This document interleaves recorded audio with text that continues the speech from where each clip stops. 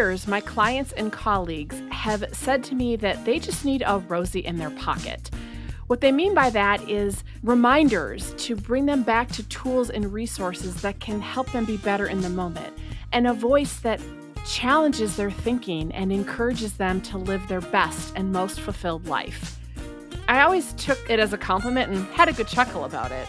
And after so much feedback and prompting, I have decided to bring Rosie in my pocket to life. Small doses of learning and inspiration to guide you through this journey of life. Here's the teaching and inspiration that I want to share with you today. Have you ever found yourself holding back with somebody because you're worried about their emotional response? Or you've had an interaction with someone and they've responded in a way emotionally that is uncomfortable, or you might perceive as negative or unsettling. And then we tell ourselves some narrative of like, I caused that, or it's my fault. And so therefore fill in the blank. I'm not going to do that again. Or we go into a guilt or shame spiral, or a whole host of other things that are not helpful and not productive. I see this all the time. And one of the things that can be helpful to remind ourselves of is that, yes, we are responsible for who we are being in any interaction.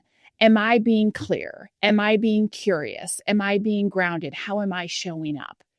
But we are not responsible for someone else's reaction. And many times when we, let's say, have to speak a hard truth or give difficult feedback or just say something that isn't really what that person wanted to hear in the moment, they a lot of times are not reacting to us.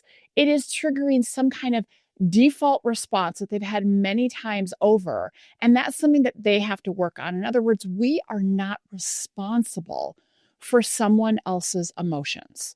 We are responsible for ourselves, how we react to things, how we behave, but we cannot own someone else's emotions. That is theirs to own.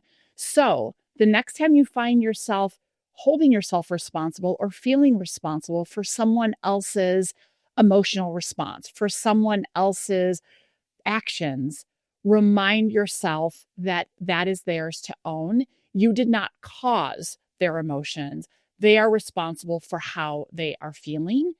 So my invitation and my challenge for you this week is to own what is yours to own. Own your own stuff. Own your emotions. Own how you are showing up in interactions.